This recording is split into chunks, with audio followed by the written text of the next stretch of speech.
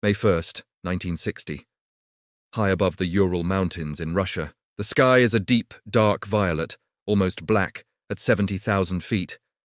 A single silver plane is cruising at the edge of space. It is the U-2, codenamed Dragon Lady, the CIA's most secret weapon. The pilot, Francis Gary Powers, is alone in a pressurized suit. He is taking photographs that can read a license plate from 13 miles up. He feels safe. The CIA told him no Soviet missile could reach this altitude. They told him he was untouchable, a ghost in the sky. But on the radar screens below, a red blip is tracking him. The Soviet defense systems have locked on. The trap is set. Suddenly, a flash of orange light illuminates the cockpit. A Soviet SA-2 missile explodes just behind the aircraft. The shockwave tears the fragile wings off the glider-like plane. The U-2 enters a violent, inverted spin, falling toward the Earth. Powers is pinned by G-forces. He cannot reach the self-destruct button. He manages to open the canopy and is sucked out into the freezing air. He pulls his parachute cord. He floats down into the heart of the Soviet Union. In his pocket, he has a silver dollar containing a suicide needle dipped in saxitoxin. He is supposed to use it. He is supposed to die before capture. But Francis Gary Powers decides to live. Welcome to the Shadow Dossier. Today, we declassify the incident that humiliated the United States. To understand the U-2, you have to understand the blindness of the 1950s. The US had no idea what was happening inside the Soviet Union. They feared a bomber gap. They thought Russia was building thousands of jets. President Eisenhower needed eyes inside the Iron Curtain. He turned to Kelly Johnson, the legendary engineer at Lockheed's Skunk Works. Johnson designed a plane that was essentially a jet-powered glider. It was light, it was flimsy, it was difficult to fly, but it could fly higher than any plane in history. For 4 years, the U-2 flew over Russia with impunity. It photographed airfields, missile silos, and nuclear plants. The Soviets could see it on radar, but they couldn't touch it. Their MiGs couldn't fly that high. Their missiles couldn't reach it. It was a daily humiliation for the Kremlin. Nikita Khrushchev demanded his generals find a way to shoot it down. On May 1st, 1960, they finally got lucky. They fired a barrage of 14 missiles at Powers' plane. They were so desperate that they actually shot down one of their own MiG fighters by mistake. The Soviet pilot died, but they got the American. When Powers landed in a field near Sverdlovsk, farmers rushed to him.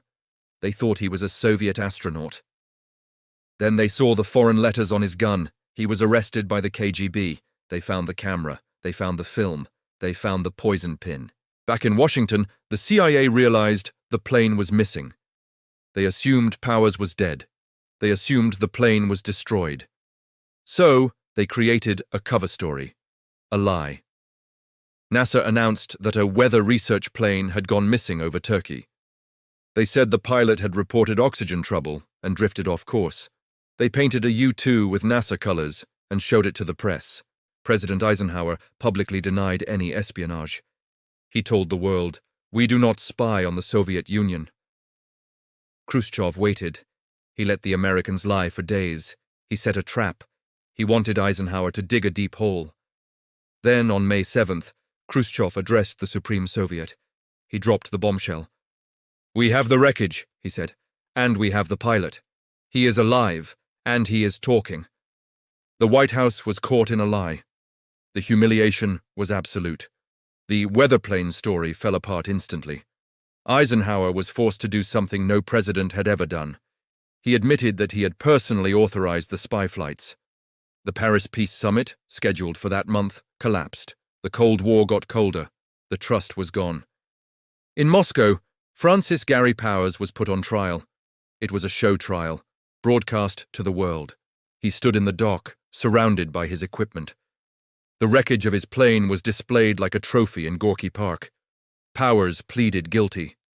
He apologized to the Soviet people. He was sentenced to 10 years in prison, 3 in a cell, 7 in a labor camp. He was sent to Vladimir Central Prison. He endured harsh interrogations, cold and isolation. But back in the US, the CIA was working on a deal.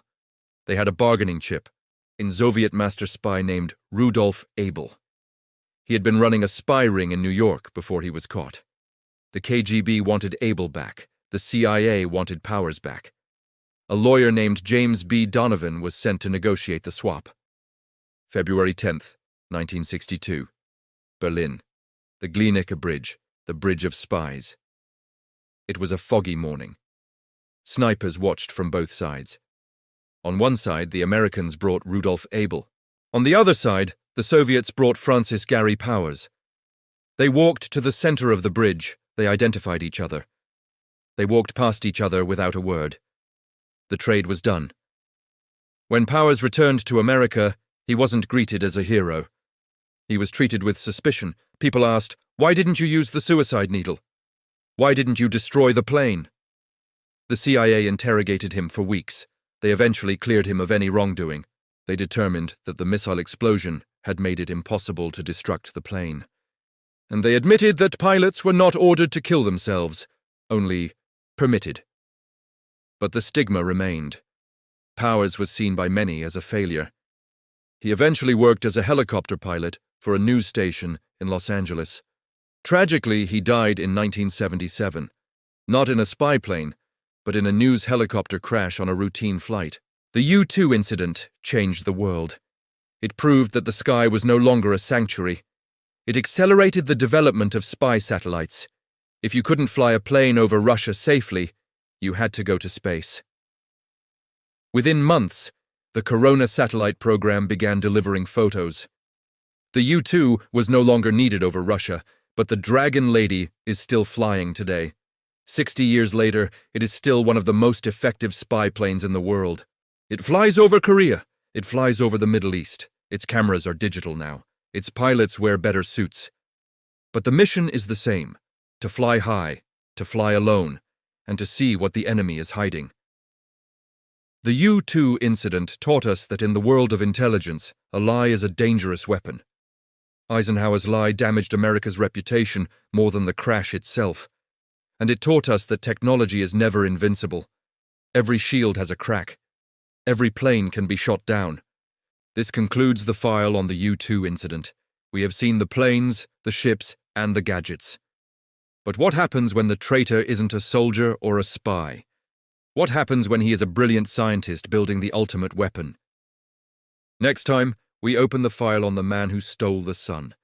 The physicist who worked on the Manhattan Project and handed the atomic bomb to Stalin. He didn't do it for money.